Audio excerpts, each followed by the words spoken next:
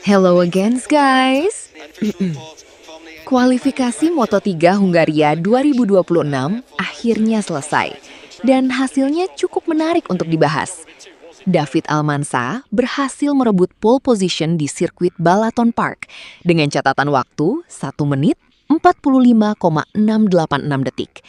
Di posisi kedua, ada pemimpin klasemen sementara, Maximo Quiles, yang hanya tertinggal 0,064 detik.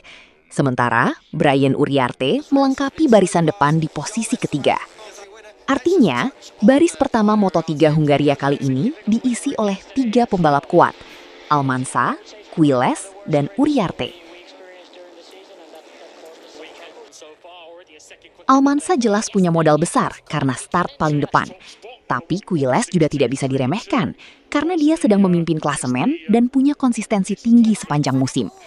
Uriarte pun tetap berbahaya, meski sebelumnya sempat diterpa masalah diskualifikasi di GP Catalunya. Di baris kedua, ada Valentin Perone yang start dari posisi keempat, Jesus Rios di posisi kelima, dan Rico Salmela di posisi keenam. Ini juga barisan yang sangat berbahaya, karena Perone dan Rios punya potensi langsung menekan grup depan sejak lap pertama. Rios bahkan sebelumnya harus berjuang dari Q1, lalu berhasil menembus Q2 dan akhirnya start kelima. Memang, setelah Veda tampil sangat kuat di sesi praktis dengan menempati posisi kedua, banyak yang berharap ia bisa start dari baris pertama, atau minimal baris kedua. Namun, kualifikasi Moto3 memang selalu penuh tekanan. Satu lap cepat saja tidak cukup. Pembalap harus mendapat timing yang tepat, slipstream yang pas, dan tidak terganggu bendera kuning atau track limit. Meski hanya start P9, ini bukan hasil buruk. Justru posisi ini masih sangat strategis. Dari baris ketiga, Veda tetap punya peluang untuk langsung masuk ke grup depan jika startnya bersih. Kuncinya ada di 3 lap awal. Jangan sampai tertahan, jangan sampai melebar, dan jangan kehilangan kontak dari grup 5 besar. Menariknya, beberapa nama besar justru berada di belakang Veda. Joel Kelso start dari posisi ke-10, Adrian Fernandez dari posisi ke-11, Casey O'Gorman ke-12, Ruche Mudli ke-13, Cormac Buchanan ke-14, Matteo Bertele ke-15, dan Guido Pini ke-16. Bahkan David Muñoz dan Alvaro Carpe tidak mencatatkan waktu di Q2, sehingga mereka berada di posisi 17 dan 18. Ini penting, karena Carpe adalah penghuni papan atas klasemen.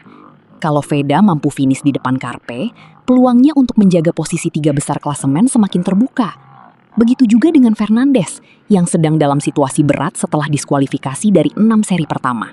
Balapan Hungaria bisa menjadi titik penting, bukan hanya untuk hasil race, tetapi juga untuk arah persaingan klasemen.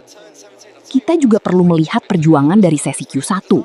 Brian Uriarte menjadi yang tercepat di Q1, dengan waktu 1 menit 46,232 detik. Lalu lolos ke Q2 bersama Jesus Rios, Cormac Buchanan, dan Adrian Cruces. Sementara Hakim Danish hanya berada di posisi kelima Q1, sehingga gagal masuk Q2. Zen Mitani, rekan setim Veda di Honda Tim Asia, juga belum berhasil lolos setelah menempati posisi ke-9 Q1. Jadi dari sisi Honda Tim Asia, Veda menjadi tumpuan utama di Q2. Ia berhasil menjaga peluang tim tetap berada di barisan depan. Start P9 memang bukan hasil maksimal, tetapi jika melihat race pace Veda sejak praktis, peluang untuk menyerang tetap terbuka. Balapan Moto3 Hungaria sendiri akan berlangsung 20 lap. Dengan karakter Balaton Park yang baru, semua pembalap masih sama-sama belajar membaca ritme balapan.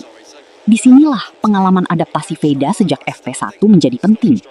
Pada sesi awal, ia banyak mengumpulkan lap untuk memahami sirkuit. Lalu di praktis, ia langsung melonjak ke P2.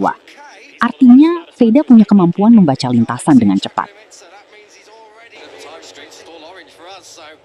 Sekarang, tinggal bagaimana ia mengeksekusi balapan. Jika Veda bisa start bagus dan langsung naik ke posisi 7 atau 6 pada lap awal, peluang menempel grup depan sangat besar. Tapi kalau tertahan di rombongan tengah, risikonya akan lebih rumit. Karena Moto3 selalu padat, agresif, dan sering terjadi kontak. Yang jelas, Hungaria bisa menjadi salah satu balapan paling penting bagi Veda musim ini. Ia datang sebagai pembalap 3 besar klasemen sementara, punya modal praktis yang sangat kuat, dan start dari posisi yang masih memungkinkan untuk menyerang. Pertanyaannya sekarang, mampukah Veda Ega Pratama mengubah start P9 menjadi finish 5 besar, podium, atau bahkan kejutan lebih besar di Balaton Park? Kita tunggu balapannya. Moto3 Hungaria 2026 siap menghadirkan drama baru. Dan Veda Ega Pratama punya peluang besar untuk kembali membuat Indonesia bangga. Let's gas!